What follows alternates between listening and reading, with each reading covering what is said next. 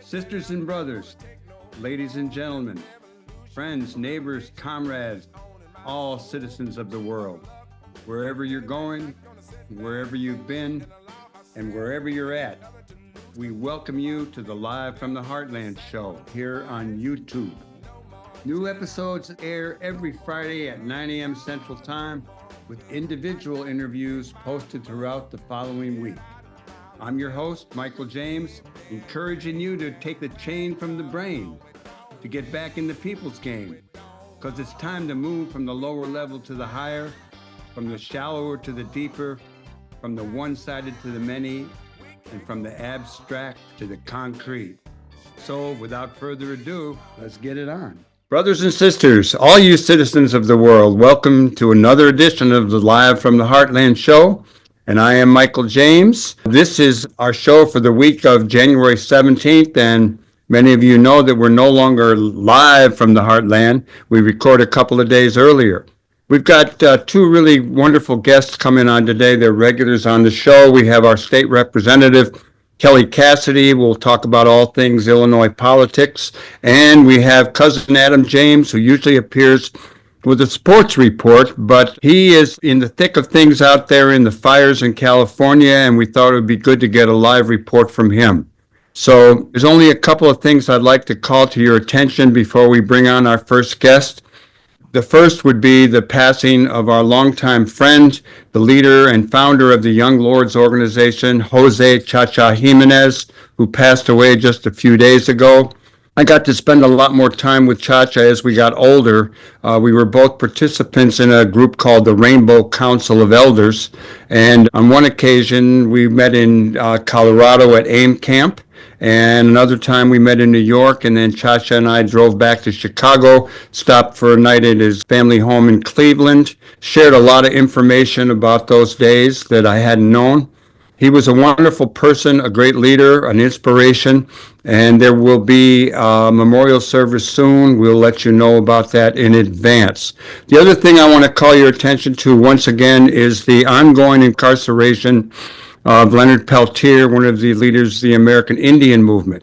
He has been in jail now for 49 years, denied parole, denied getting out of jail in all kind of administrations we've had. We are still hopeful that President Biden will, in his last few days, make a move to free Leonard. There was a broad show of support from Indian country when 2 days ago, over 120 tribal leaders sent a letter calling for President Biden to grant clemency to Leonard Peltier.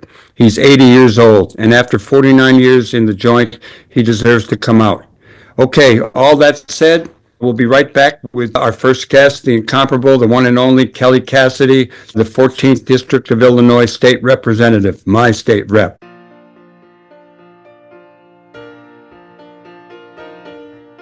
I got so down in trouble,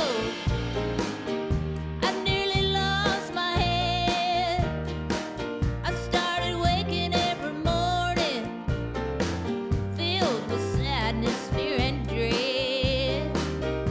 The world I took for granted was crashing to the ground,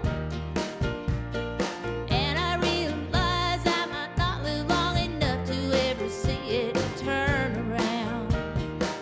Oh, but then I got to thinking of the ones who came before, of all the sacrifices that they made to open up so many doors. Doors I got to walk through on streets paved. Okay, all you citizens of the world, welcome back to Live from the Heartland for the week of January 17th. And our first guest is the one and only Kelly Cassidy, my state rep from the 14th District here in Illinois. And she is a product of Anna Maria Island off of the Florida coast of Bradenton, where she and her other friends used to go down to the beach where bales of marijuana would be floating in from the smugglers. She ended up coming to Chicago and was a director for the National Organization of Women.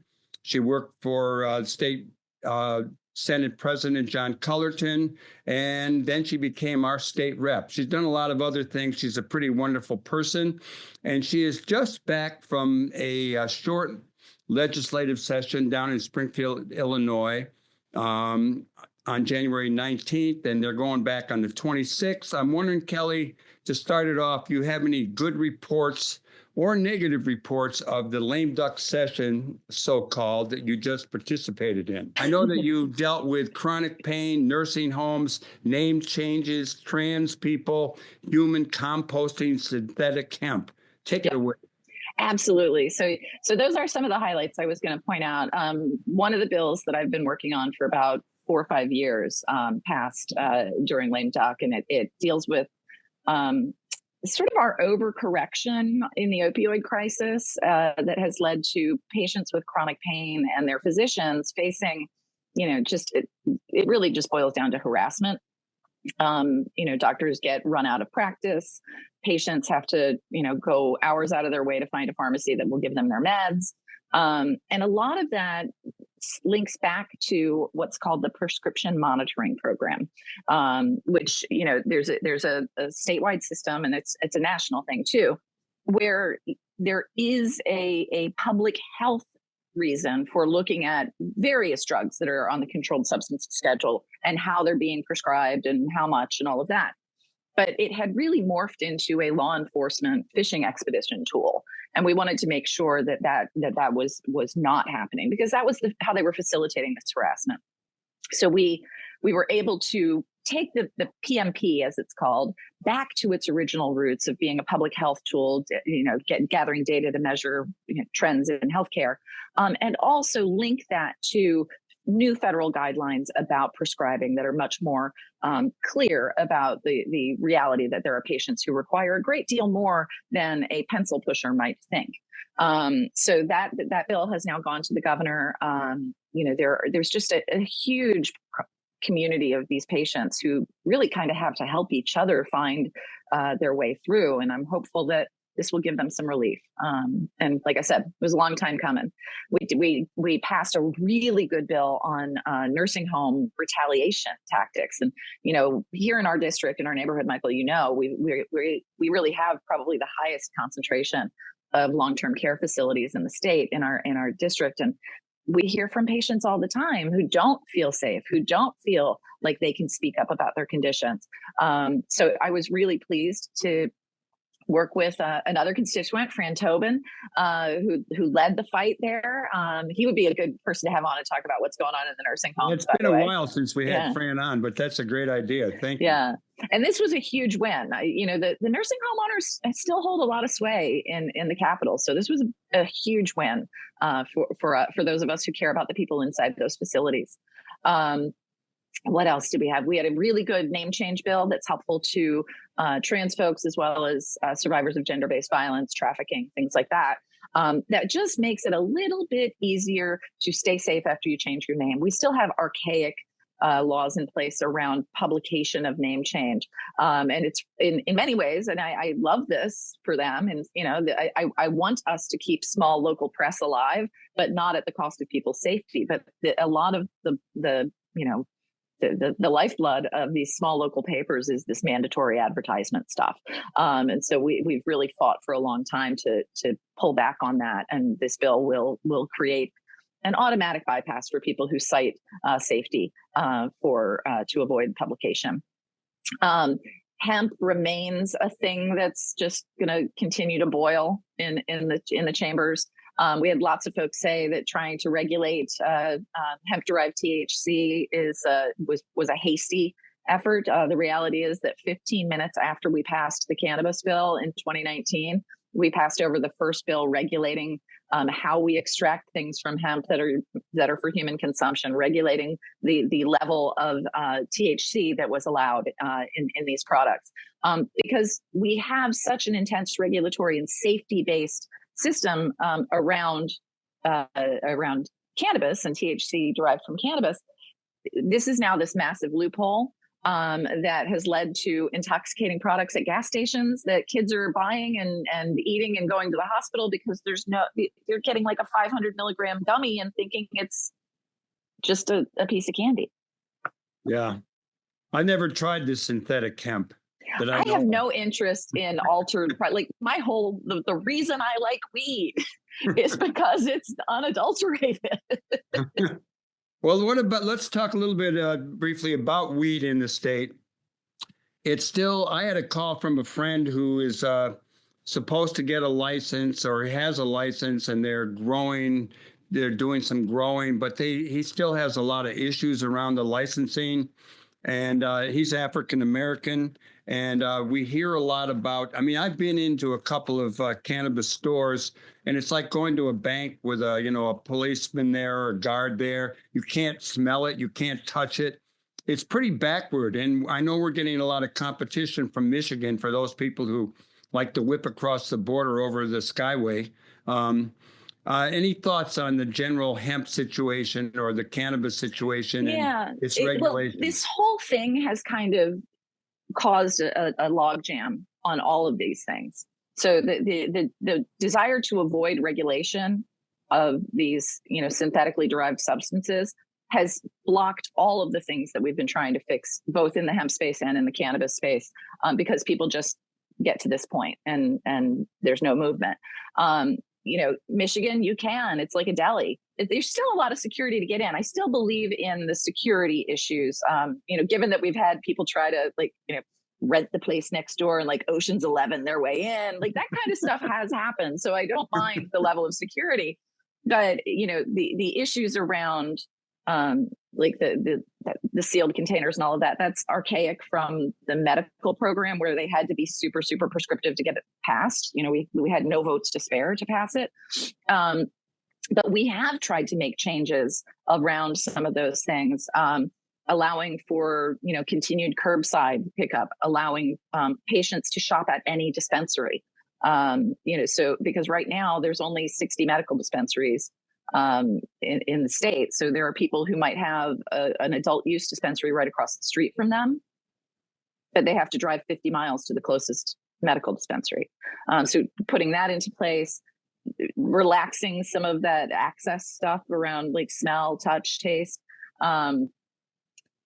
putting into place easier ways for folks to access the loan funds, easier ways for folks to move within the industry. There are badging changes that need to happen so that people can more easily change employment from Rise Dispensary to Sway or whatever. They have to start all over. So there's a lot of stuff that's really getting gummed up by this, this extended debate over synthetic hemp derived products. I'm assuming that one of the reasons that legislators went along with legalizing marijuana in the state of Illinois had to do with taxes. And some people, for some, sure. Has it worked? Has it been profitable for the state? It has. I think that our taxes are too high. I argued pretty vehemently about how high they ended up being, and I actually said Michigan's right behind us, and they're just going to be weed billboards right next to the fireworks ones on the highway, and sure enough they are. And hey, I got a kid in school in Michigan. I buy over there all the time. That's good. Well, enjoy. Let's keep going here. Were there any, you've named a number of things you did in the so-called lame duck session. You have another session coming up, and I'm wondering what kind of bills might be coming up that would be appreciated by the more progressive sector of your constituency, and what are some of the more negative ones that you might have to challenge and fight off in the Trumpo era? Well, one bill that is really, really popular in the district that I had hoped would pass in lame duck and didn't was the natural organic reduction or human composting bill. The folks from the Cemetery Association who are being protectionist of their business model, which is kind of stupid because this actually helps cemeteries, have the ear of the Senate president who's believing the lies that they're telling about the law or the potential law. So we'll have to reintroduce it and try to find a way over, around, or through him. So I'm deeply frustrated by that one. And then if anybody wants to let the Senate president know how you feel about end of life options that are not environmentally friendly, his name is Don Harmon. Yeah, and we're supposed to like him because he's a little bit on our side, but we're not liking this. I got to confess, as a guy who is now 83 years old, I do drive through 2 cemeteries on a regular basis, just sort of contemplating the future. And I do like the idea of being composted. I would Absolutely. love to do it in my backyard. Well, that's not going to happen. But the compost that is produced in the facility could come to your yard. It's a lot, but you've got a big yard, so you could use it. The reality in the states that have natural organic reduction is that cemeteries are usually partners with these folks because they can build a memorial garden where the compost goes, where people can then visit that space and and know that their folks are remembered there. In an industry that is really running out of customers because there's not enough land to bury people, and lots of people don't like being buried anymore. It seems foolish to cut off a possible new arm of business, but there they are. Okay, well, let's go to aging, more on the aging front. And while our mayor is not an older guy, there's a lot of criticism of him these days from progressives who helped to elect him. We have a very wonderful Congressperson, Jan Schakowsky, who is getting up there, and we have our Senator Dick Durbin. And I'm just wondering what your sense is on succession. Who might we want to see run? Are you interested in running? We have another good friend, your fellow Rep. Robin Gable, who is from the district to the north, who is the leader of the Illinois House of Representatives, and we don't know what her plans might be. So I'm just wondering if you have any thoughts on all this, because time flies and it won't be long where we're going to make some big changes, and you might be a part of some of them. So I'm pretty focused on the job I'm in right now. And I know that's like the classic political answer. But truly, as we walk into a session where, Illinois and Chicago in specific have been, it's been made very, very clear that any of the things the Trump administration does, they're going to start with us. So I genuinely am like filtering all that out to stay focused. I did read somewhere, and I don't even know if it's true, that we had like the oldest congressional delegation in the country, or among the oldest congressional delegations in the country. I do think that our next primary season is going to be a bit of a cluster. Think about, Jan succeeded Sid Yates, who was in for the better part of most people's lifetimes. 100 years. Yeah. And there was a like 6 or 7 or 8 way primary initially. I think that it's likely to be that way, when this happens in our congressional district as well. The number of people asking to sit down and talk to me about Dick Durbin's job when he hasn't even said whether or not he's running again is growing by the day.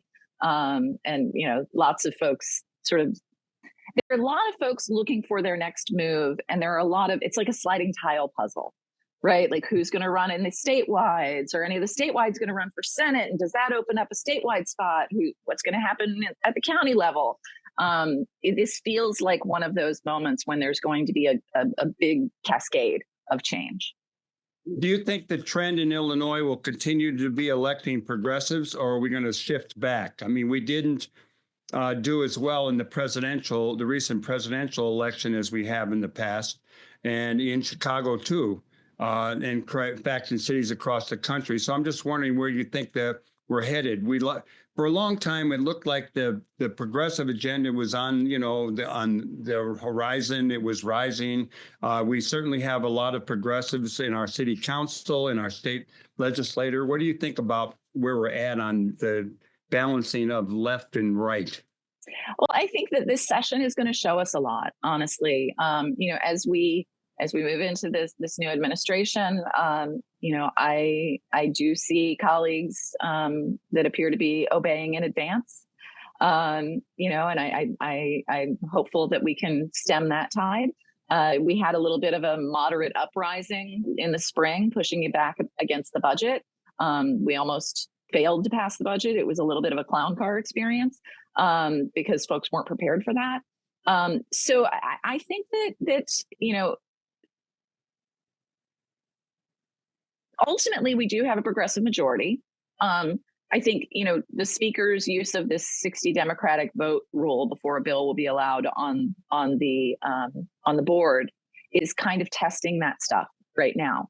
There is the Progressive Caucus in the House is big enough to prevent anybody from getting to 60. And so and that's great in some ways, right? It's great in that we prevent bad things from happening.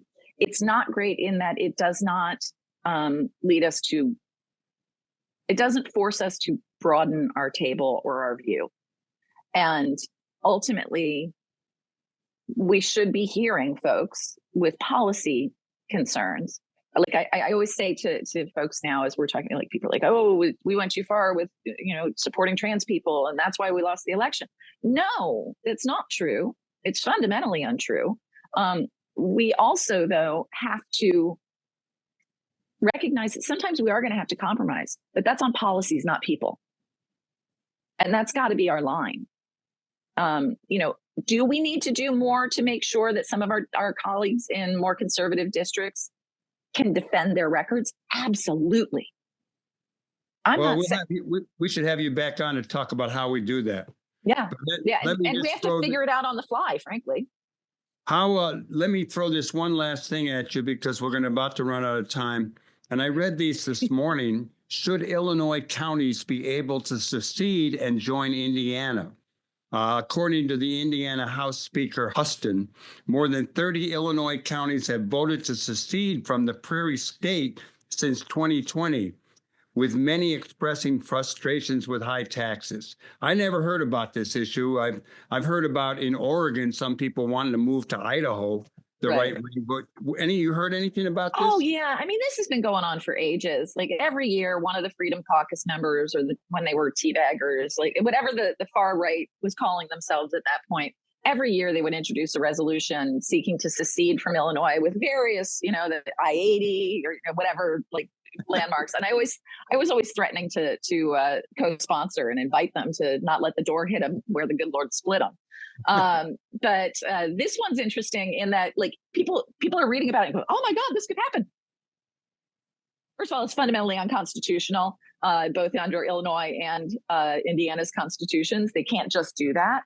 And the language of the bill, if it were to pass, would require Governor Pritzker to appoint members to a commission. Like it's just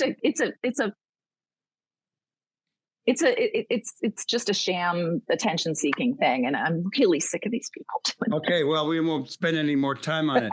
We've got 2 minutes left. I'm going to let you decide what you want to share. On your mark, get set, go. Oh my God.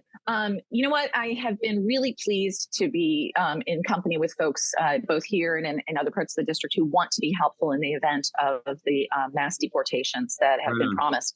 And I want folks, I've reached out to folks at the Illinois Coalition for Immigrant and Refugee Rights, the Immigration Justice Law Center, to get materials to make sure folks are letting their neighbors know that they don't have to open the door to ICE, that they have rights. We want to make sure that we're distributing information to make sure our neighbors can stay safe. So I'm thankful to everybody in our community who wants to do that. I'm also encouraging people to do so with training and backup.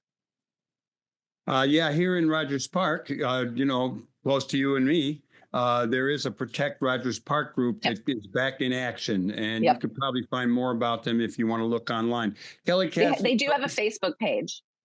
Good. It's always good to talk to you, and it's better to see you. So look for seeing me real soon. And I want to thank you for coming on the show, and you'll get your own little copy of this interview. You can send it to all your constituents. That'd be, if you like it. Okay, everybody, stay tuned. We'll be right back with more Live from the Heartland. We're going to talk to my cousin, Adam James, the former football player up in Northwestern, an actor. He does a lot of stuff, and he is going to talk about the fires in L.A. because he's in the thick of it. Be right back. Stay tuned.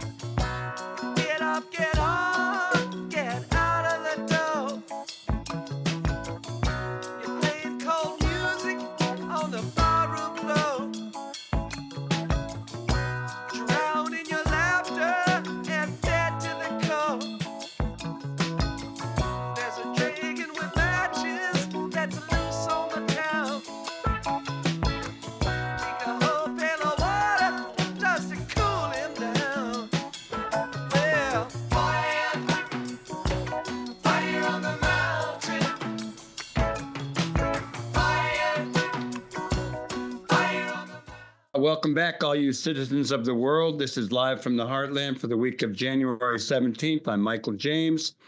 And my next interview is with my cousin, Adam James. Usually he comes on the show as Cousin Adam with the Sports Report. He did play football at Northwesterns. He's a physical trainer. He's also an actor, a producer of a show called Doc Savage, Man of Copper. It's a streaming series. And I do a weekly call with family, and we talked a lot about the LA fires. Adam lives in LA, and instead of doing a sports report, we're going to talk fire. So good day to you, Adam. It's great to see you always. I know you were safe and sound the other day. I assume you still are today, but those fires continue to burn, and the issues, the ramifications from all that's going on with them are great. And how about giving us a little insight into where things are at from your viewpoint? Yes, well, first of all, thank you so much for having me on the show. It's great to see you. It's always great to be on the Live from the Heartland show. Fortunately, I'm coming in to talk about this, very devastating topic. Myself personally, my family here, we were, given an evacuation warning the other day during these fires. We were very fortunate we were not evacuated. Our home was not damaged. And however, I personally know many people who not only were evacuated, but their homes were absolutely destroyed. And it's, of course, a devastating experience for those people. Our heart goes out to them. It's really impacted the greater Los Angeles area in so many different diverse industrial ways. One component of the business here in Southern California, of course, is the entertainment industry. And that is one area that's really, really been affected. Productions have shut down. And many people who work in various capacities, everything from, famous actors. People may have heard stories about some famous actors have had their homes lost, but also everybody down the line to people who are grips and electricians and sound people, and all these various jobs that are part of the greater entertainment industry are deeply affected and impacted. So we as a community are pulling together, and we are very grateful to the rest of the United States, the people that are opening up their hearts and their wallets, and they're doing everything they can to help out the Southern California communities. Well, tell us what you've seen when you're driving around, because you didn't have to evacuate. You've been through these fire scares before. Yes. What are you seeing when you drive, and are you allowed to drive around? Yes. Well, first of all, what I would emphasize to everybody, because there are a lot of people who are passionate about this. They want to know, they want to help, and they're also really angry and frustrated. And we should be angry about this situation. There are some people that are saying there was mismanagement and poor usage of the resources and such. And that certainly needs to be looked at, discussed, and analyzed. One of the things you want to be really careful of is in the middle of an emergency, spending too much time criticizing and complaining. My motto is heroes help, cowards complain. Let's get in there and make a difference. And yes, a lot of that is pausing and thinking and making the right choice. But sometimes when, the emergency is active, those pauses have to be short. The actions have to be great. So one of the things that people oftentimes are talking about is backburns and other usages of controlling the forest land. And there's certainly a lot of efforts that go on there. First of all, I want to emphasize the Los Angeles Fire Department, the Ventura County Fire Department, everybody I know who works in the greater first responders community are phenomenal professionals, fully qualified. They do a great job. They pause, they think, they take action that has been determined to be the best action across the board in the first responders industry. So the idea that they're mismanaged, that they're incompetent, that they're not actually doing their jobs, that's not true. And that's an unfair statement. I would also emphasize that there's this other component of the discussion. It has to do with climate change and global warming. And there's a lot of people who, of course, are denying that and don't want to bring that into the conversation. But it needs to be discussed because, again, I live here and I know what I've been experiencing over the last 10 years. It's an absolute fact that this last year was the hottest on record. The last 10 years have consistently gotten hotter. The conditions that we lived in 6 years ago when we experienced the Woolsey fire here where I am have just gotten worse. It's hotter, drier. The vegetation that has grown on the hillsides throughout Southern California, it's a Mediterranean climate.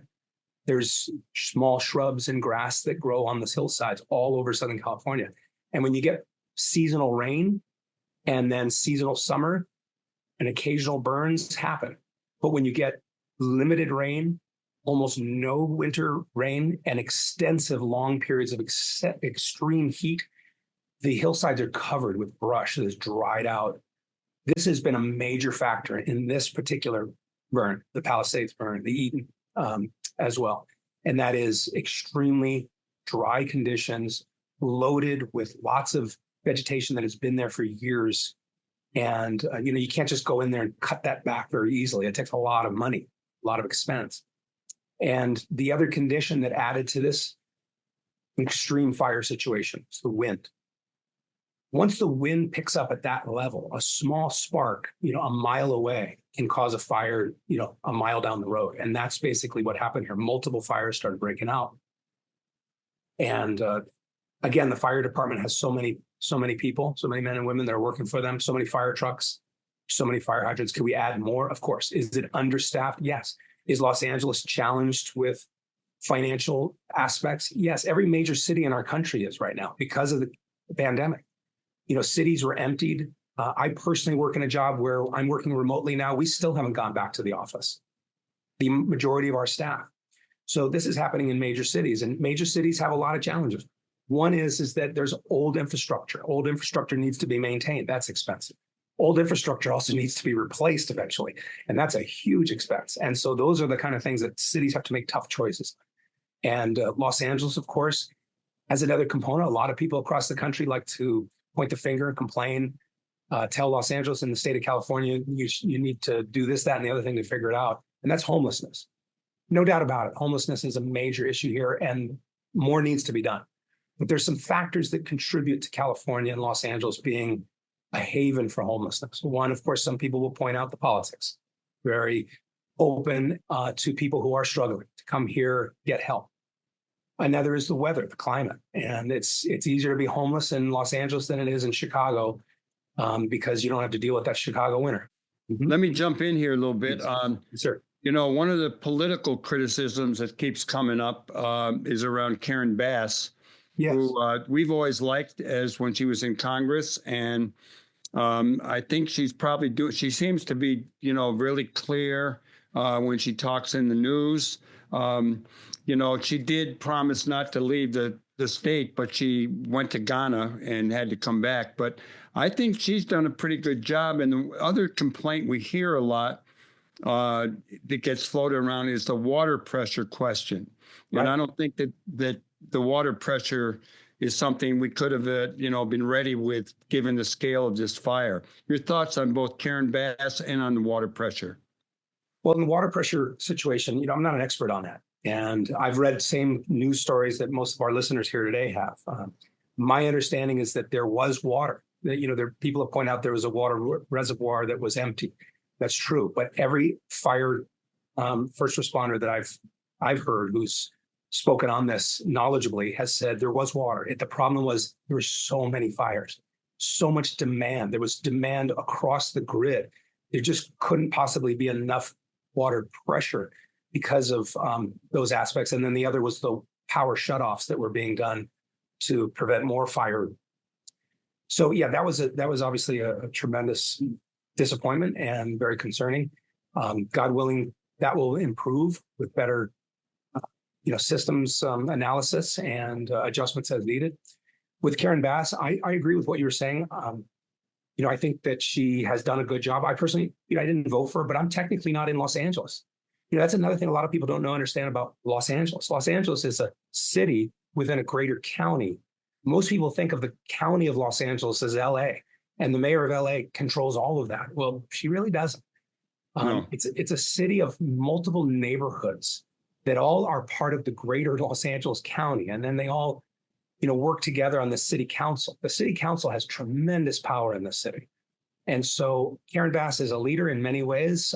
She has her hands tied, but, and she's also new to the position. She's just come in.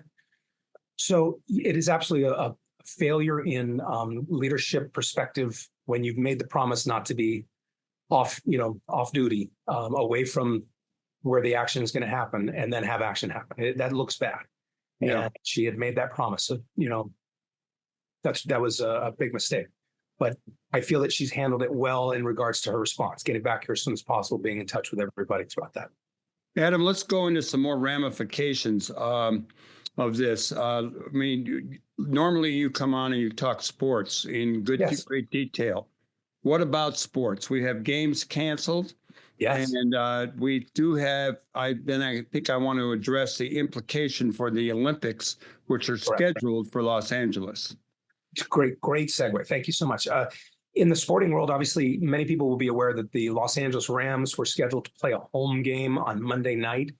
And that was moved to Arizona. And they played that in the Glendale, Phoenix area at the State Farm Stadium for the Arizona Cardinals. And it was necessary to do that.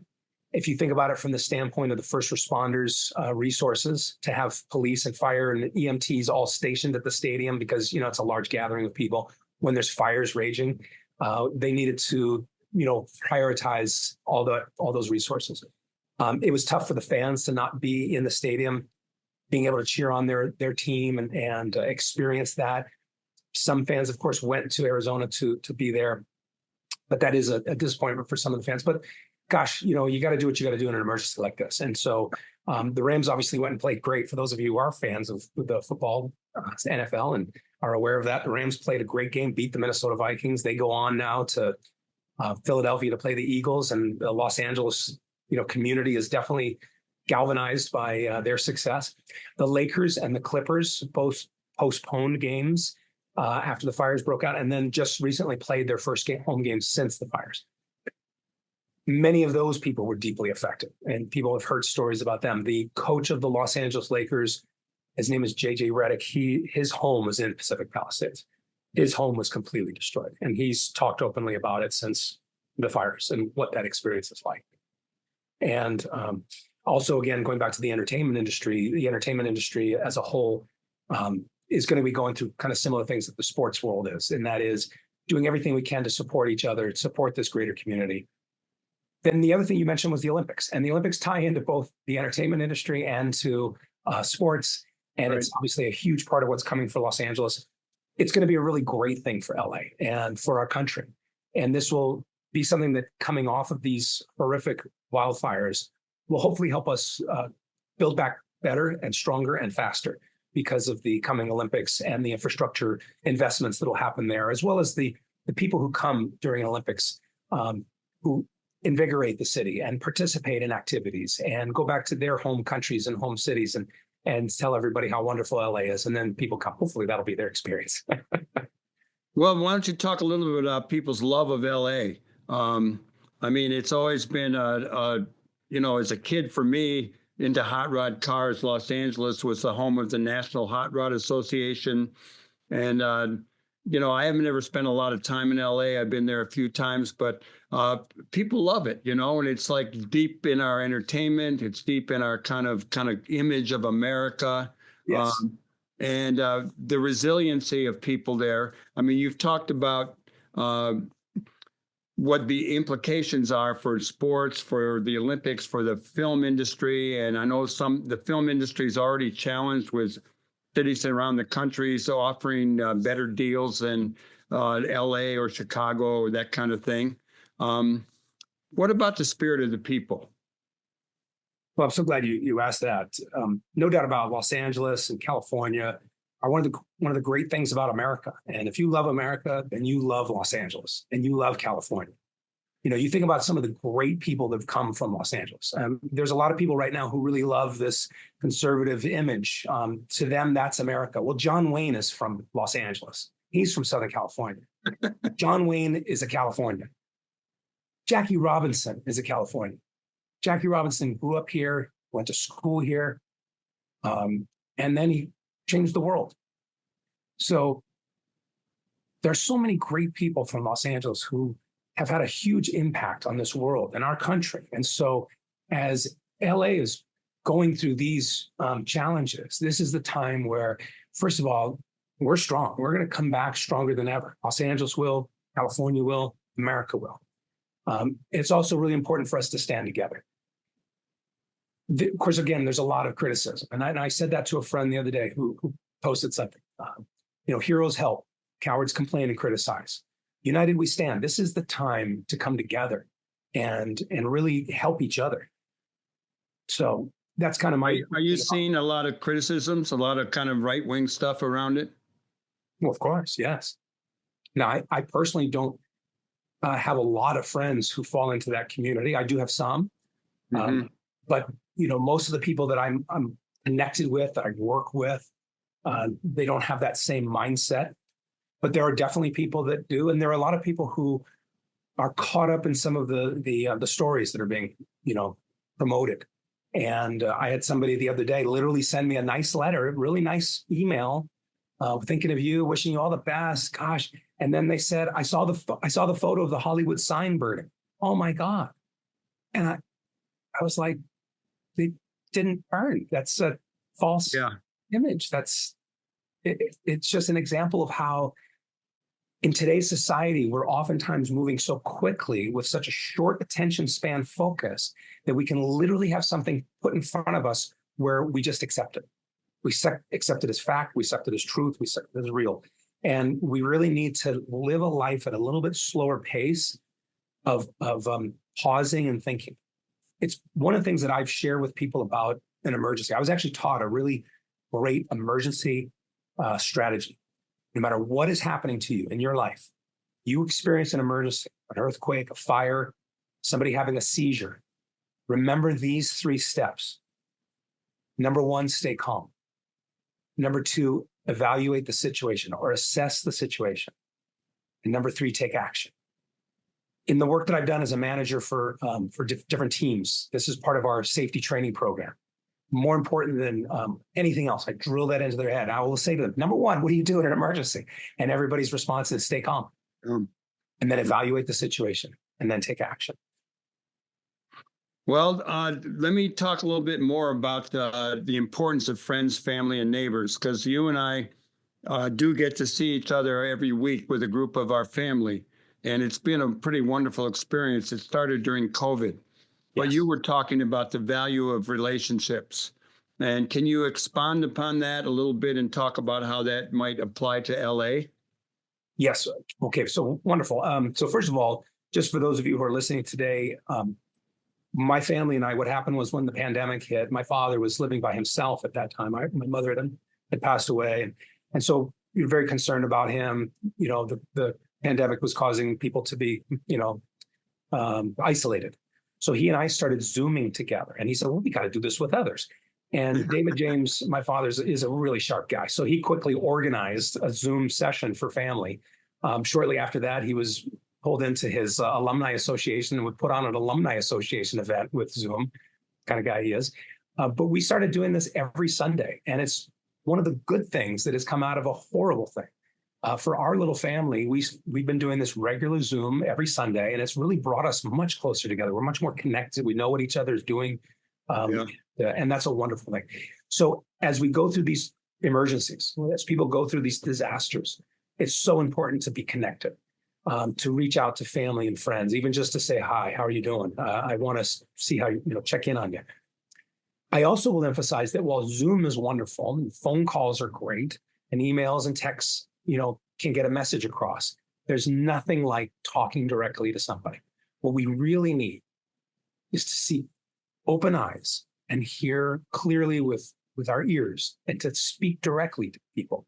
So it's one of the things that I really encourage people to do is get together, to gather, to seek out your friend. And if you're able to. Now, for a person in Chicago who loves Los Angeles, it's obviously don't fly here right now. Hotel rooms are booked. However, these kind of moments are brilliant. Zooming is great. It's almost like we're in the same room together. And then almost. I'll reach out and touch you, buddy.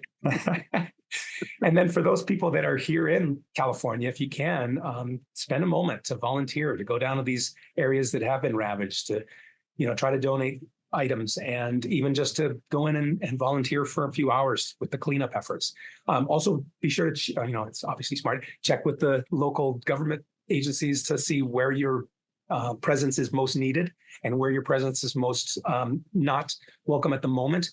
One of the things that's been emphasized to a lot of us here is there's a lot of looky-loos, a lot of people who want to go down and see where the fire burned. They want to see their favorite restaurant that's not there anymore. They want to go and do those kind of things. Well, those areas are under restricted access because emergency personnel are still in there working. Oftentimes there's still hot spots they have to control. And then, of course, the actual families who've lost things there, let them go in there. So that's why it's important for people to check and find out where's the best place to go. I got some notes here talking about opportunity, the upside and downside. And we know that this disaster will affect residents in a lot of ways, their health, the industry, budgets, housing, construction issues, inflation, insurance. Those all sound like pretty negative. You've already kind of talked about the opportunity to come together around, through this crisis, but maybe a little bit on opportunities as well as the upside and the downside. Yes. Some of the greater impacts of a disaster like this, going outside of, the obviously immediate needs, the long-term financial impacts, how it affects the insurance industry. The insurance industry right now is reeling. Everything that happened in Florida. Florida's another example. The hurricanes through Florida are kind of like the wildfires through California. They're unpredictable. You don't quite know where they're going to hit, but there's probably going to be another one. Chances are. So we have to be, smart about it. We have to be aware that these disasters can occur, and these insurance companies obviously have to do their best to stay in business to stay, solvable. And it is going to be something that over the next, 10 years, hopefully these insurance companies and our greater government will figure out a way to both provide for our people and at the same time, keep these businesses open because they're critical for the success and for the recoveries. Do you see a lot of people moving from LA to other places? Well, yes. And it actually had been going on quite a bit after the pandemic. There are a lot of people who were leaving for political reasons. They didn't agree with some of the decisions by the government here. There's also people who've been leaving because they see greater opportunities in some other states with different tax, systems. However, that being said, there's also a tremendous amount of people moving to California and to Los Angeles. In fact, it's a city that has been growing, tremendously over the last, 50 years, obviously. It's interesting because I've been very involved with the Chamber of Commerce in the community that I have business. And I actually was the president of the Chamber of Commerce for a period of time. And in my capacity, I got involved with some of the new development that was happening in our community. A building was going up. And one of the things that I had opportunity to discuss with some realtors is, going back to that homeless thing here in California, is the need for more housing. Part of what really affects California and Los Angeles and many of the cities throughout our country is a lack of housing. It creates, because of the supply and demand factor, a higher price than needed. There's a higher demand than there is a supply. So one of the big discussions was increased housing density, creating more housing within a smaller space, kind of like New York and Chicago, growing up as opposed to out. And right when, these kind of discussions are happening is when a wildfire breaks out. And it rips through a community and people go, whoa, whoa, whoa, we need to have greater space between homes and we need to have less density. So this is part of the balance of building a great city in America, is where do you find that? And that's where we have to elect competent, government officials and have clear policy. Adam, we're going to run out of time, and homelessness is something that we really want to address. There have been Supreme Court decisions that affect homelessness, and we see a kind of a crueler vibe around people who are in a rough spot these days. It might go with the new presidency, but how about at that time when the new guy coming in talks about imposing tariffs on our neighbors?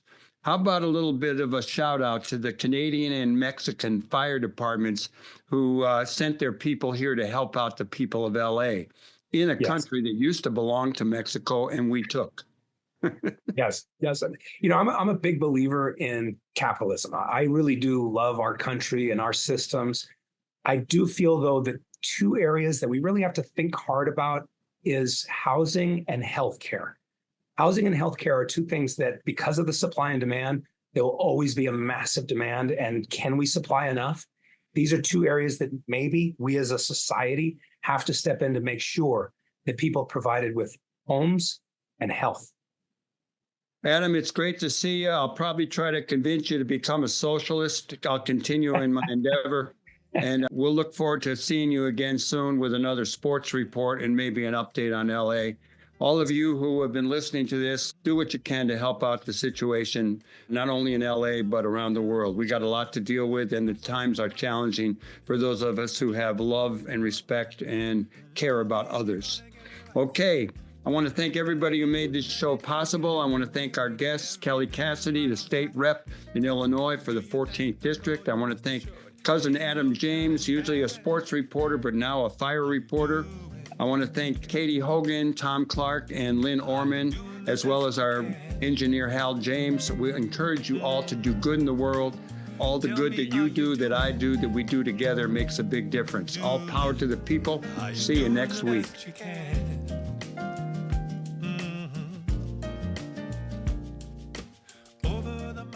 We want to thank you for watching the Live from the Heartland show. New episodes air every Friday beginning at 9 a.m. Central Time. Episodes air each following Thursday on CAN TV, 9 p.m.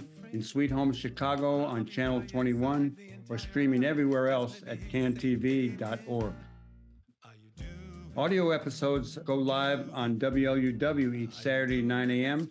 on the left end of your dial at 88.7 FM or streaming everywhere worldwide at WLUW.org. They're available on Apple and Spotify podcasts by looking up Live from the Heartland on either platform, and are also broadcast on Lumpen Radio each Friday at 9 a.m. on 105.5 FM and streaming at lumpenradio.com. I'm Michael James, and I'm glad to have been your host. Until next time, remember, do good in the world because the world needs all the good that you do, that I do, that we do together. All power to the people. Over and out. Gone to limbo. Are you doing the best you can? Tell me, are you doing